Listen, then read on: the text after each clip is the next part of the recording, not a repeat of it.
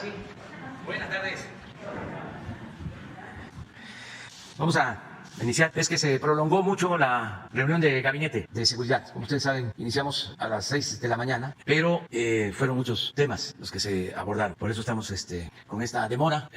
Nos va a alcanzar el tiempo porque solo tengo una exposición que hacer. Voy a leer un documento que dice así: informo al pueblo de México que ayer se realizó la fusión de Televisa con Univisión y se constituyó la compañía de medios en español más grande del mundo. En términos económicos, el tamaño de la operación es de aproximadamente 100,000 millones de pesos. La audiencia potencial que tendrá esta nueva empresa será de 600 millones de personas que hablan español en el mundo, la lengua castellana. Obviamente, en esta población se incluye a 164 millones de mexicanos que viven en nuestro país y quienes residen en Estados Unidos, que nacieron aquí o son hijos de mexicanos. Según me informaron los nuevos directivos, el objetivo de esta fusión es ampliar la escala y los recursos para alcanzar mayores niveles de producción de contenidos que se utilizan en las plataformas digitales. En esta sociedad, y por eso vemos con buenos ojos la fusión, prevalece la inversión de mexicanos. Televisa mantendrá el 46% de las acciones y los otros dueños serán Google, que es una importante empresa de comunicación, SoftBank, un fondo japonés de tecnología, Fairlight Capital, que es un fondo de inversión de Eric Schitterhofer, y el fondo que dirige Ray Davis, con alta experiencia en la industria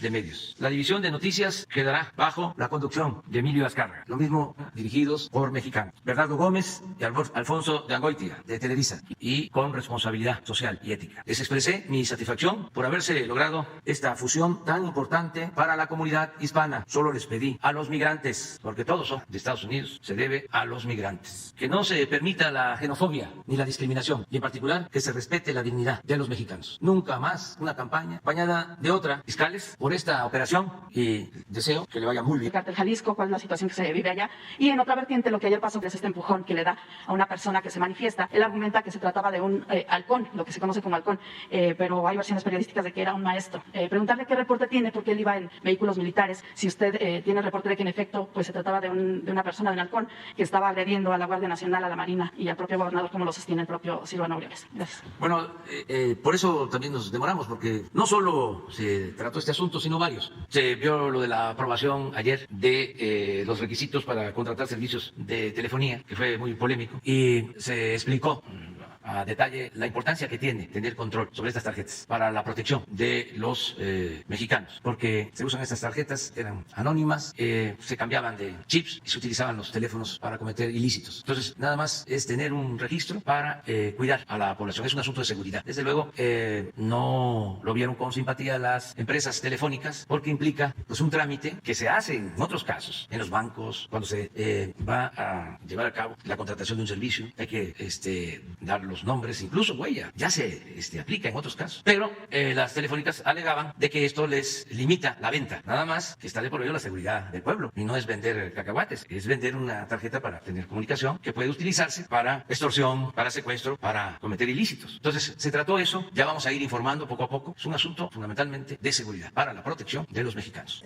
Entonces, respaldando esto, ¿y cuántos recursos se destinarían para estos sistemas? Eso se va a ver, se va a buscar de que no sea oneroso, pero está de por medio la seguridad, y no puede haber ningún negocio por encima de la seguridad del pueblo. Yo entiendo que hay alguna preocupación. Son dos cosas, ¿no?, que hay que también diferenciar. Unos que no quieren dar información porque piensan que el Estado va a invadir lo que tiene que ver con la libertad y lo individual. Decirles que tengan confianza, nosotros no vamos nunca a llevar a cabo acciones de espionaje en contra de nadie. Entonces, sí puede haber esa desconfianza. También que se informen de que ya en trámites que se hacen, ya se solicitan estos datos. Pero es importante y muy legítima esa preocupación. Y por el otro lado está el negocio, porque como lo hacen todas las empresas en el mundo, tienen lo que se dice gestores o lobistas, que hasta reparten regalos. Eso lo hacen en todos los congresos. Cuando quieren las empresas que venden cigarros o bebidas alcohólicas, tienen sus representantes o contratan empresas que se dedican a eso. Ahora que se está analizando lo de la posibilidad de la legalización para consumo no comercial de la marihuana, pues hay muchos haciendo lobby, porque ya lo están dimensionando como un negocio. Me han llegado a decir, si si esto se resuelve, van a haber ingresos millonarios para la hacienda pública, que es una visión distinta a quienes consideran que no hay que prohibir. Pero así como hay esa visión, existe la otra, la del negocio. Y también lo mismo, no puede ser negocio algo que pueda afectar la salud, o peor, que pueda significar violencia o pérdida de vidas humanas. Entonces todo eso se está viendo. Se trató eso hoy, entre otras cosas, fueron varios temas muy interesantes. Y se trató también lo de Michoacán. Se está pidiendo de que no se use ninguna medida represiva.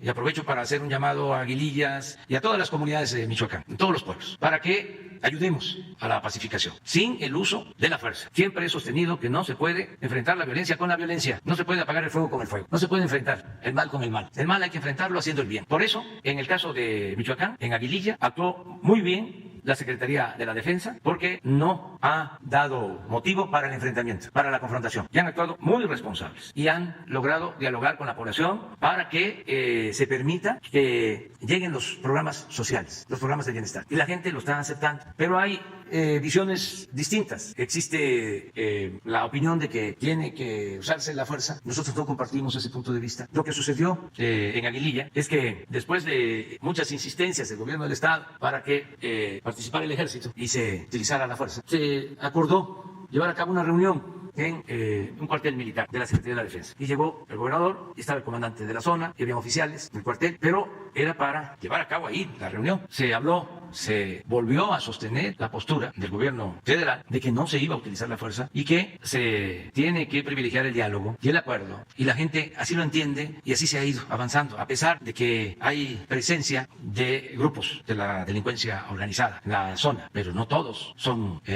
miembros de las organizaciones delictivas. La mayoría del pueblo es gente honesta, trabajadora, pacífica. Entonces se llevó a cabo la reunión, se volvió a reafirmar la postura de la Secretaría de Defensa y ya estando ahí, el gobernador decidió ir a la plaza. Entonces, para protegerlo, porque llegó a Aguililla, a la base, en helicóptero, se le dio protección del ejército. Entonces, llegó a la plaza y había un grupo manifestándose. No muchos, por cierto, como 10 o 20. A ver si tienen allá el video. Incluso un niño estaba por ahí. Sí.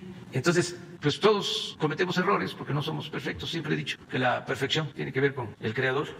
Nosotros, pues, siempre cometemos errores.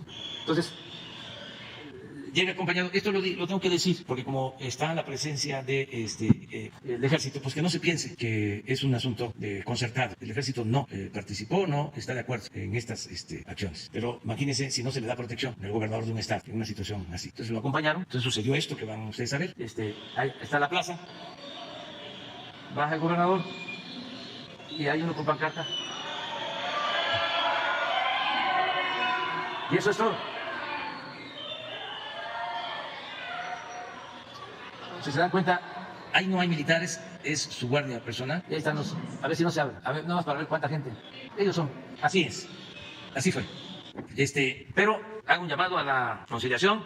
Nosotros tenemos que mantener buenas relaciones con el gobierno de Michoacán, con todos los gobiernos, y actuar de manera institucional, pero el uso de las Fuerzas Armadas pues no depende de los gobernadores. De acuerdo a la Constitución, esto tiene que ver con el Ejecutivo Federal. Y yo, a pesar de que es un asunto penoso, al mismo tiempo celebro el comportamiento de los militares, el ser respetuosos de la gente, el no actuar de manera autoritaria, el apostar a proteger los derechos humanos, al diálogo, a los programas sociales, a los programas de bienestar. Eso es un cambio importantísimo. No es la imagen del ejército represor, es un ejército responsable, como es un ejército que surge de un movimiento revolucionario, de un movimiento popular, un ejército del pueblo. El soldado, siempre lo he dicho, es pueblo uniformado. Sus soldados son hijos de campesinos, hijos de obreros, de comerciantes, de maestros, y están actuando bien. Bueno, espero haberte contestado. Sí, presidente, solo en este tema decía que usted tenía diferencias. Las diferencias son con el gobernador, justo por el uso de la fuerza, preguntarle eso. Y también cuando habla de diálogo, de conciliación, ¿con quién el diálogo en Aguililla? ¿Con los pobladores? Con los pobladores. Nos los pide incluso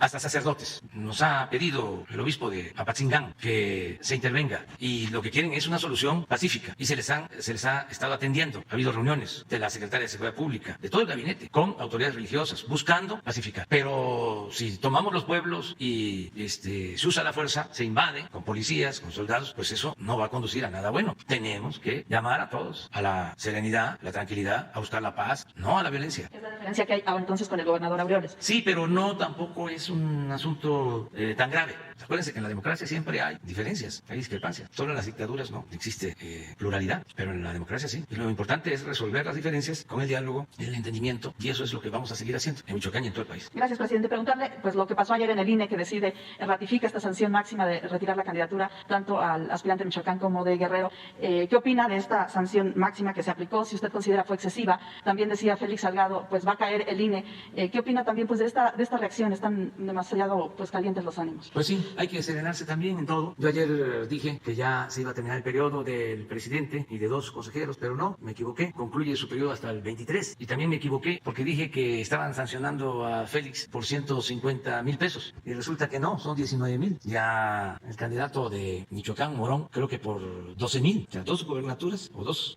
candidaturas canceladas. Una por 12,000 y la otra por 19,000 pesos. Entonces, nada más lo aclaro. Desde luego, todo esto lo tiene que ver el tribunal porque no es todavía la última instancia. Y opinando porque se trata de la democracia, y sobre eso sí voy a opinar siempre, ofrezco disculpas, porque sí me importa mucho la democracia. Creo que se debe de respetar la resolución del tribunal, en el sentido de que puede haber una sanción, pero no quitarles el derecho de participar. Es un derecho constitucional. Pero además, si vamos al fondo, ¿qué es lo que importa? En la democracia manda el pueblo. Demos es pueblo, Kratos es poder. Es el poder del pueblo. El pueblo es el soberano, no los aparatos, las estructuras. El pueblo es el que decide en la democracia, es el que manda. Se establece hasta en el artículo 39 de la Constitución. El pueblo tiene en todo momento el derecho a cambiar hasta la forma del gobierno. El pueblo es soberano. Entonces, ¿por qué impedir que el pueblo sea el que decida? ¿Por qué no se le deja al pueblo de Michoacán, al pueblo de Guerrero, que decidan? Si son malos ciudadanos, ¿qué no puede el pueblo calificarlos, reprobarlos o elegirlos? Porque estaríamos ante un hecho inédito. Nunca se ha llevado a cabo una cosa así. Si estamos dando los primeros pasos para establecer una auténtica democracia y vamos a golpear así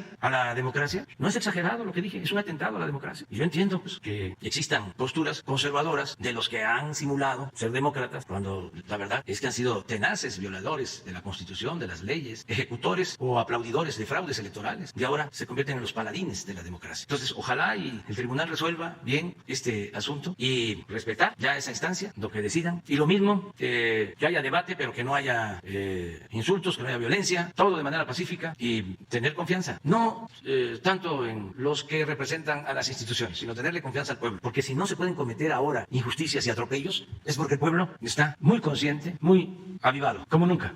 Antes daban una instrucción arriba, los poderosos, y se cometían pues muchas injusticias. Ya les platiqué de cuando me desaforaron. Fue una instrucción de los Pinos al presidente de la Suprema Corte, Mariano Azuel, un acuerdo de los partidos. Hay una anécdota. Cuando sale el pueblo a defenderme, hubo una manifestación como de 1 millón de personas. Por eso yo siempre sostengo que el pueblo es mucha pieza. Y ya cuando tuvieron que dar marcha atrás, el presidente Fox salió a decir que iban a reponer el procedimiento, o algo por el estilo. Y una expresión de un diputado de otro partido ya habían llegado al acuerdo de quitar para que yo no apareciera en la boleta del 2006. Y todo esto hasta lo cuentan. El mismo presidente Fox. O sea, porque no pudieron con el desafuero, pero luego nos robaron la presidencia. Pero la anécdota es de que está un diputado del otro partido. Bueno, lo voy a decir porque nada más ya es historia, yo creo que hasta lo escribí. Chofret, que era en ese entonces diputado y era como el brazo, operador de Mario Fabio Beltrones, que era el dirigente de la Cámara. Y según los que lo escucharon, la expresión de Chofret fue: ya se nos rajó Fox.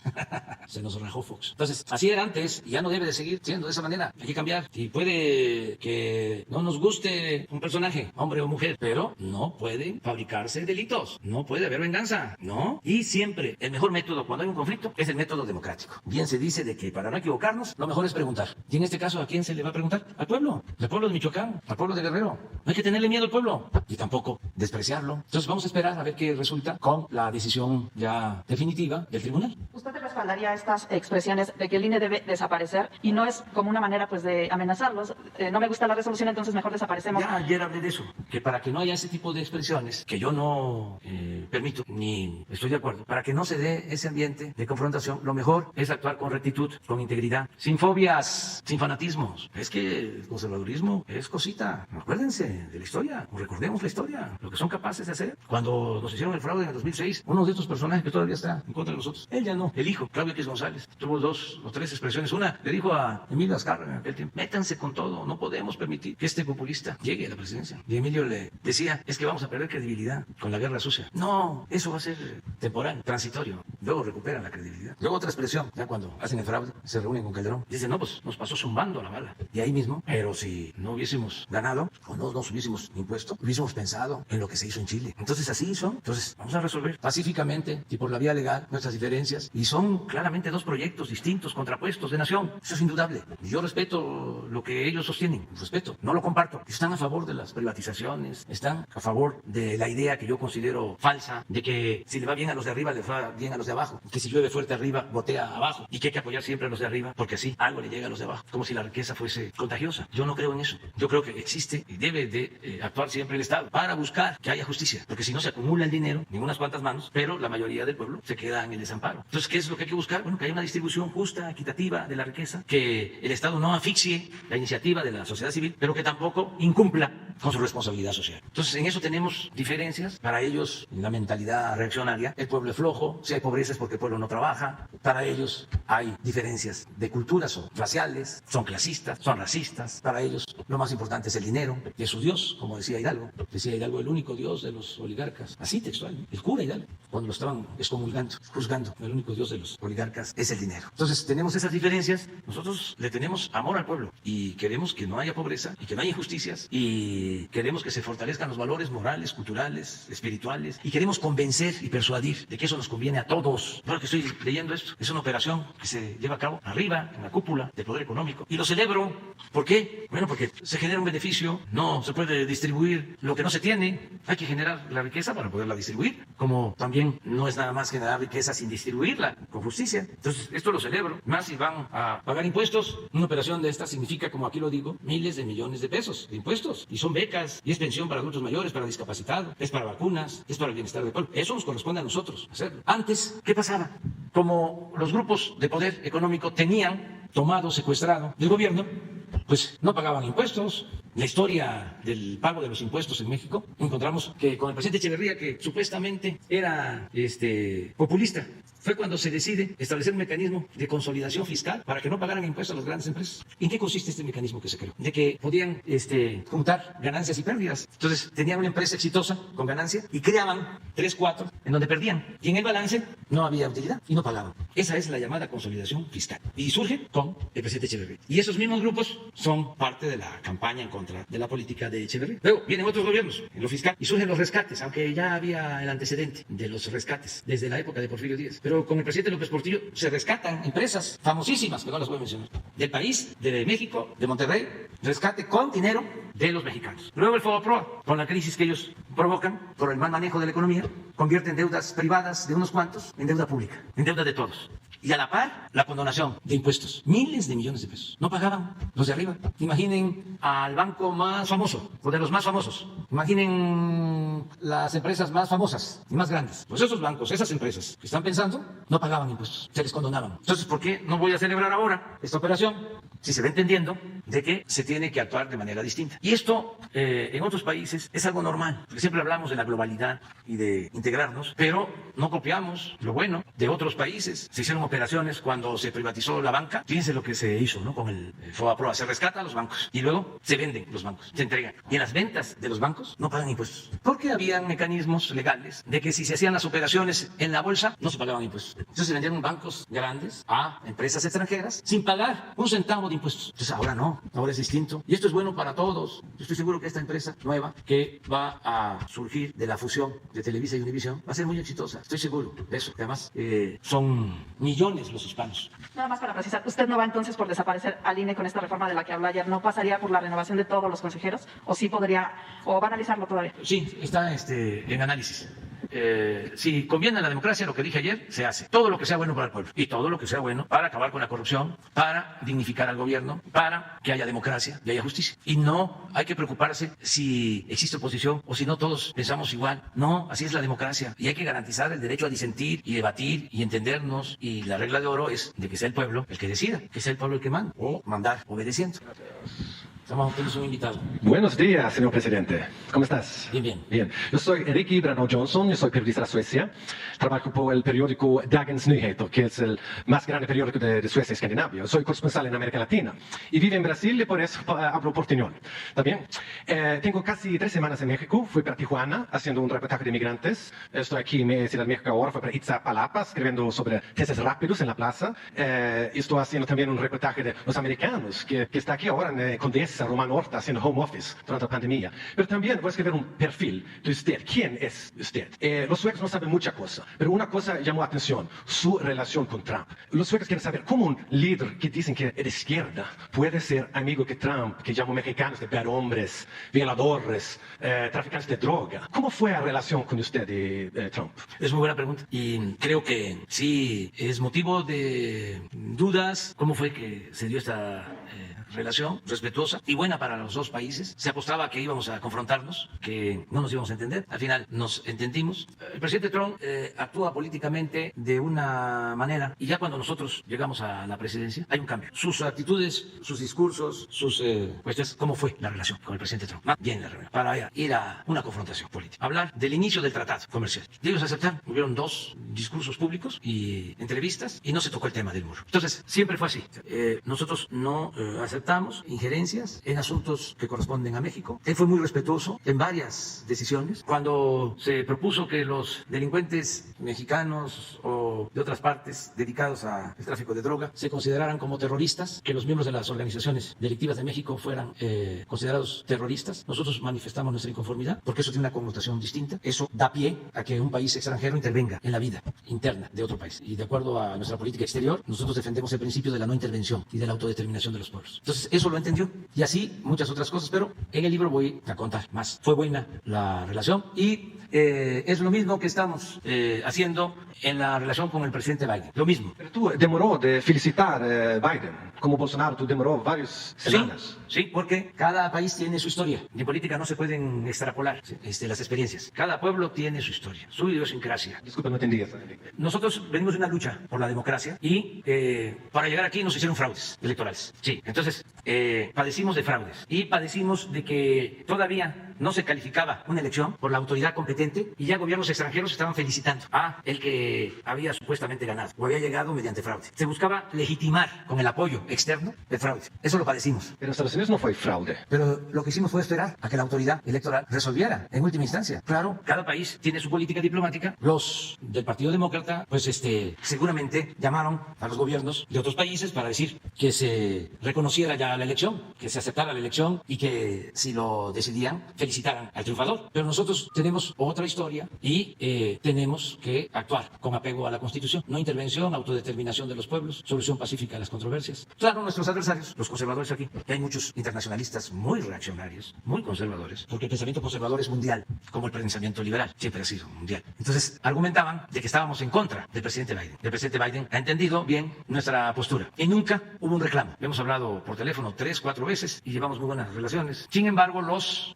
expertos en política internacional de derecha, los conservadores, pues hacen conjeturas. Y también, como el conservadurismo es muy sumiso, muy lambiscón, se diría. ¿Disculpa? Nada, eso es algo. Pero esa cosa de migración es un tema muy importante para Biden. ¿Cómo ustedes pueden así arreglar esa migración? Estamos trabajando con ellos y es buena la relación y se está llegando a acuerdos porque se creó una situación especial, una circunstancia en la que se pensó de que con la llegada del presidente Biden se iban a abrir las puertas a todos los migrantes. Esa fue la lectura de algunos y sobre todo se aprovecharon los traficantes de migrantes. Y a esto agregaron algo que es muy doloroso, la utilización de los niños y de las niñas. Porque si un adulto va acompañado de un niño o de una niña, tiene más posibilidades de obtener la residencia en Estados Unidos. Entonces hay una situación grave de utilización de niñas y de niños. Entonces, para cuidar niñas, niños, esta es una decisión nuestra. Vamos a reforzar la vigilancia, la protección, el cuidado en nuestra la frontera sur, porque es defender derechos humanos. Se tiene que garantizar la libertad y el derecho a vivir libre de miserias. La gente tiene que buscarse la vida y protegerse ante la miseria, ante la violencia. Pero no se puede, ni en esos casos, utilizar a los niños. Y si detrás de esto hay traficantes que cobran por pasar indocumentados, no podemos permitir, porque imagine, atravesando todo nuestro territorio, lamentablemente la parte de más violencia está en el norte de nuestro territorio. Si se protege el sur para que los grandes, los adultos, no lleguen al norte, porque pueden ser asesinados por bandas de delincuentes, como ha sucedido. Si se trata de niños, pues con más razón tenemos que impedir que haya un flujo desordenado y peligroso. Ayer en Chiapas, por eso nos tardamos hoy, fueron muchos temas de seguridad. ¿No tienes la foto de los migrantes del camión? Esto es frecuente, desgraciadamente. Pero imaginemos si en un camión cerrado, que ha sucedido, se asfixian migrantes y hay niños.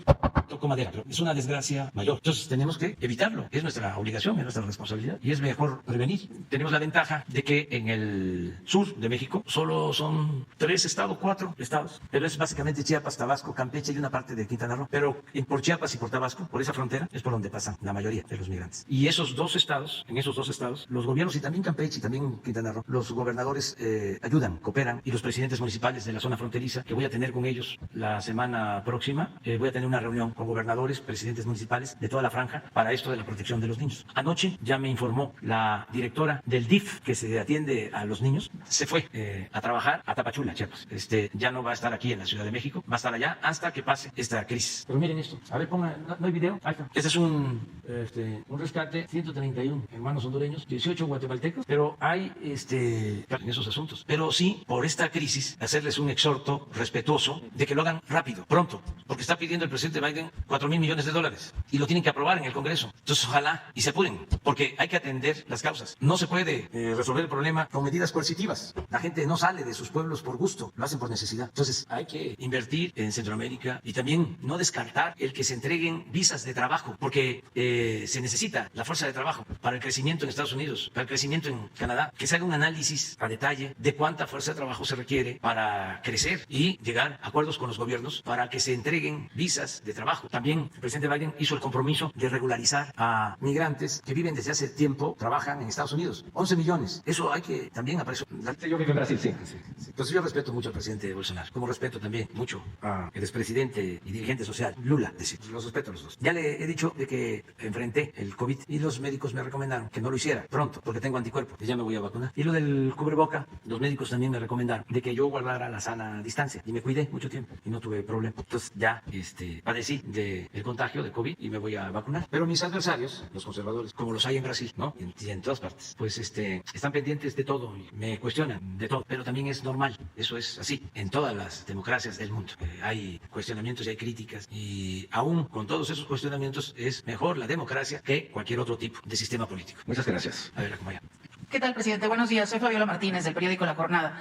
Quisiera preguntarle un poco, regresando al tema del INE. Como usted sabe, la votación fue dividida entre los consejeros y precisamente el sector que estuvo a favor de ratificar la cancelación de las candidaturas dijo que esta falta de reporte financiero es un atentado a la fiscalización. Así lo mencionaron ellos. ¿Cuál es su opinión de esto y, sobre todo, cómo cree usted que queda el árbitro electoral en este momento? Y después le haré una segunda pregunta. Pues ya no quiero tratar el tema, ya lo planteé. Considero que va a corresponder al tribunal revisar este asunto y ojalá y se tome en cuenta que en la democracia es el pueblo el que decide. Le pregunto sobre las personas, no los notables, sino el pueblo, los ciudadanos. Entonces, ya lo expresé, considero que es excesivo el aplicar una sanción así. Es una expresión de fobia y totalmente antidemocrática. Pero hay que esperar a lo que resuelva el tribunal. Sería muy sencillo, ahora que hay sistemas estos de teléfono, ¿cómo se llaman? Los call centers, que hoy y mañana del tribunal, con una empresa especializada, hicieron una encuesta en Guerrero y le preguntar a todos, ¿quieres que participe este candidato o no? ¿Se le da la oportunidad de participar? ¿Se le acepta el registro o no? Y hacer lo mismo en Michoacán. Y estoy seguro que la gente va a decir que participe, aún los que no van a votar por ellos, porque no se debe de descalificar. En la democracia es el pueblo el que tiene la última palabra, siempre. Las consecuencias, porque usted mencionó, como usted es el presidente de la República, y mencionó que esto es un atentado contra la democracia. Sí, me pregunto. El resultado último. Es que no es una última instancia. Por ejemplo, ayer estaba yo viendo las redes y los medios convencionales. Ya daban como hecho de que no iba a ser candidato Morón ni Félix Salgado, ni Morón candidato de Michoacán, ni Félix de... Manera definitiva. Y como usted sabe, hay, pues es una vacuna, son vacunas aprobadas de emergencia que están siendo probadas por la humanidad.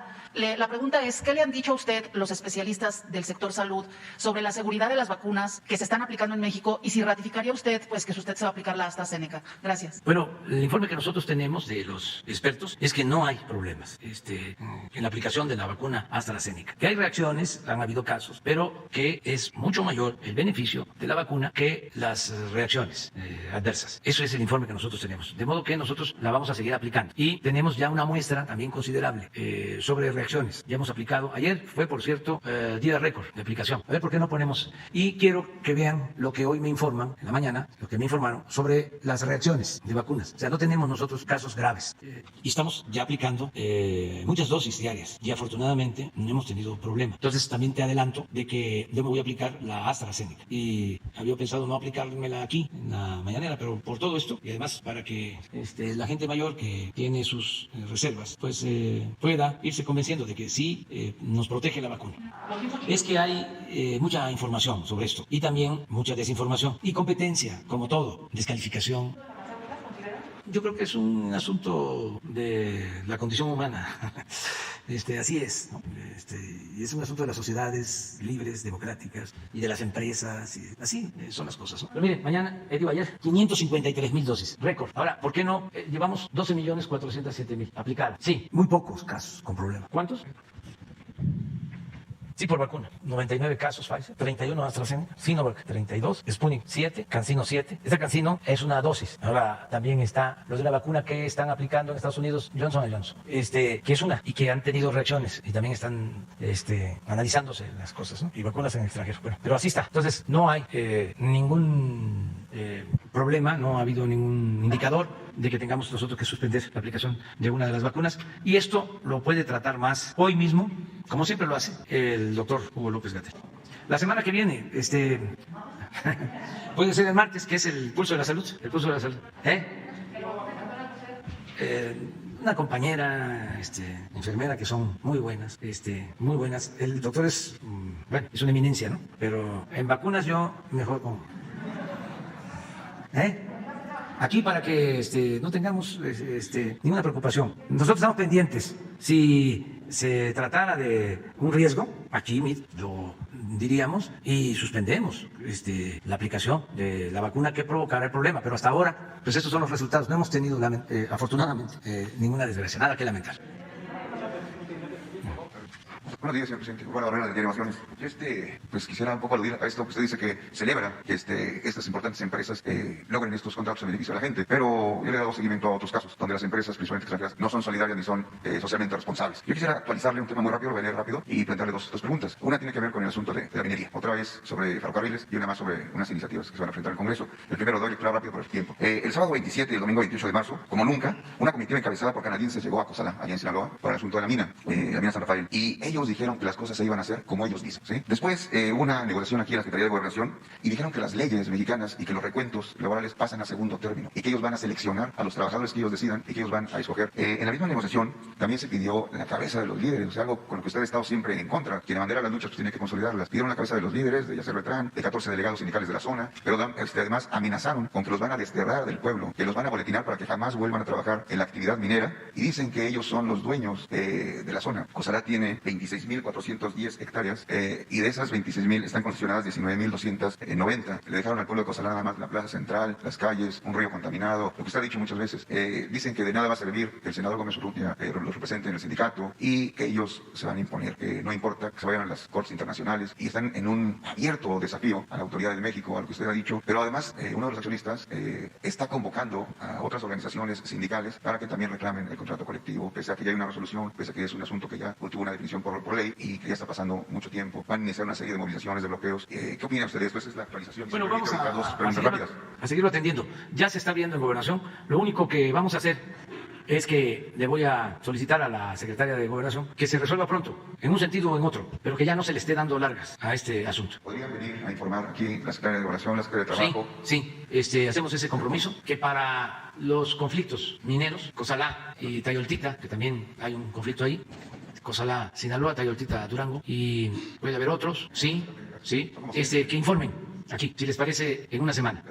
¿Sí? ¿Qué informamos? La primera pregunta, después de la actualización, tiene que ver con los ferrocarriles en México. Usted sabe que uno de los actos más importantes del presidente Juárez fue la entrega de las primeras concesiones para el desarrollo de los ferrocarriles en México. Después de su gran auge, por más de 9 décadas, pues llegó la privatización con Carlos Salinas de Gortari, y 3 años después, entre 1997 y 1999, el presidente Ernesto Zedillo, el presidente, entregó ferrocarriles del noreste, del Pacífico, del sureste del Valle de México, y catapultó a Víctor Flores, el líder, dirigente eterno ahí en ferrocarriles, que dio manga ancha para hacer y cometer todo tipo de irregularidades. Y Vicente Fox viene a consolidar todo esto, ¿no? Los contratos y los convenios que Zedillo autorizó por 50 años, señor presidente, y que tienen vencimiento en el 2048. Ahora preguntan los trabajadores ferrocarrileros que si usted le va a entrar a este tema ya de los ferrocarriles y se va a revisar estos contratos que tal vez ni siquiera íbamos a verlos nosotros. También fueron entregados terrenos, centros deportivos, que son bienes de la nación y que los están explotando, este líder y otros de su equipo, como si fueran para beneficio propio y no de los trabajadores activos y jubilados. Cuando usted fue jefe de gobierno, clausuró una construcción de 740 departamentos en Pantaco, en Azcapotzalco, por una serie de irregularidades, hasta una escritura falsa que se detectó. Felipe Calderón, el expresidente, pues les autorizó, se construyó, y ahora ellos ya no pueden regularizar. Ellos piden que si también puede venir aquí el titular del Infonavit para que informe qué es lo que puede, cómo está la situación y qué es lo que pueden hacer. Se autorizó en aquel tiempo un crédito por 130 millones de pesos, que también les gustaría que se aclare, que se transparente, porque se cometieron muchas irregularidades.